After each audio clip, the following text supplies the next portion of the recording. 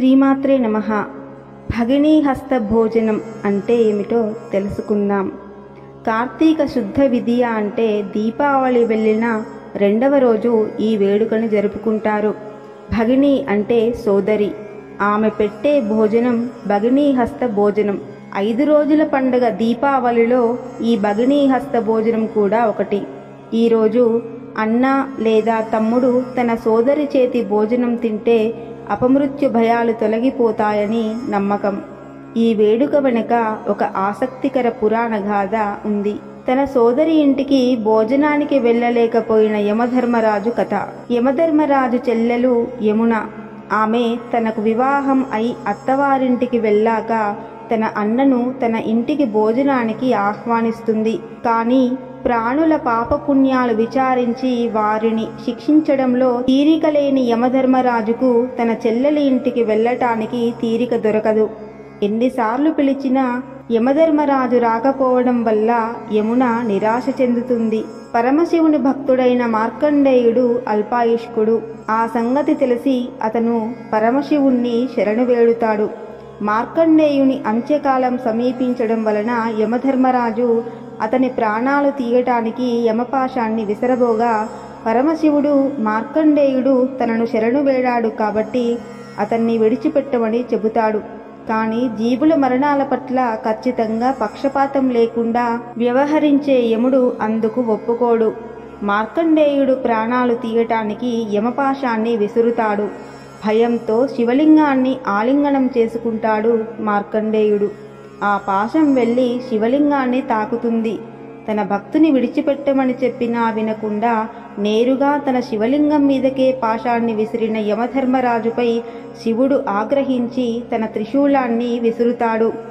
త్రిశూలం శక్తి ఎంతటితో తెలిసిన యముడు దాని దాటి నుండి తప్పించుకోవటానికి పరిగెత్తుతాడు.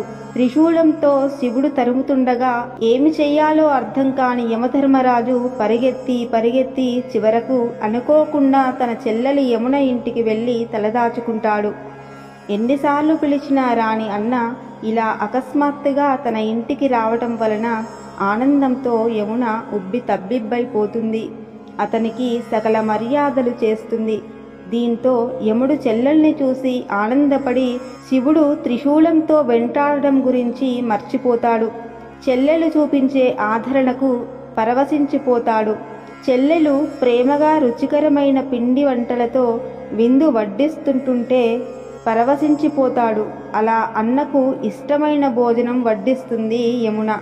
దీంతో ఆ అన్నా చెల్లెళ్ళ బంధాన్ని అనుబంధాన్ని చూసిన శివుడు భోజనం చేసేవారిని సంహరించరాదని తిరిగి వెళ్ళిపోతాడు. ఈ ఘటనతో 2 ఉపకారాలు జరిగాయి. ఇటు మార్కండేయుని ప్రాణాలు నిలిచాయి.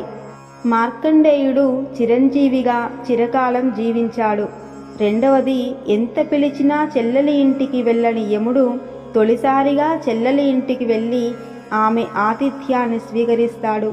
అన్నకు తృప్తికరంగా భోజనం పెట్టాలన్న యమున చిరకాల వాంఛ నెరవేరుతుంది. శివుడి ఆగ్రహానికి గురి కాకుండా తనకు రక్షణ కల్పించి తన కోసం చెల్లెలు చేసిన అతిథి మర్యాదలకు యముడు ముగ్ధుడవుతాడు. చెల్లెల్ని తనకు ఇష్టమైన వరం కోరుకోమంటాడు.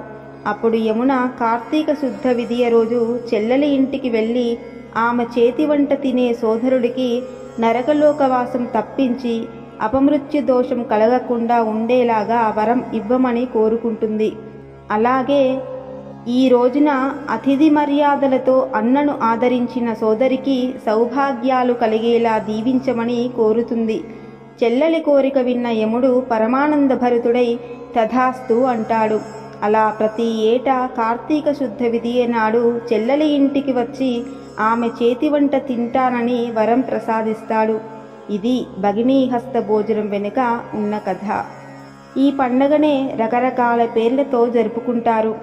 అద్వితీయ పర్వదినంగా పేరు పొందింది కాబట్టి యమద్వితీయ అని, పుష్పద్వితీయ అని, కాంతి ద్వితీయ అని జరుపుకుంటారు. అలాగే ఉత్తర భారతంలో భాయ్ దూజ్ పేరిట ఈ పండగను జరుపుకుంటారు.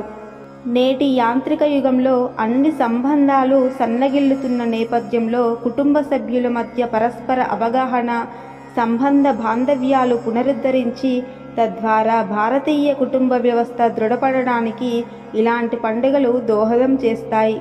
రానున్న భగినీహస్త భోజనం రోజు అన్నా తమ్ముళ్ళు తమ తమ సోదరి ఇంటికి చీర సారెలతో వెళ్ళి ఆమె చేతి భోజనం తిని ఆయురారోగ్యాలతో చిరంజీవిగా వర్ధిల్లాలని కోరుకుందాం. స్వస్తి.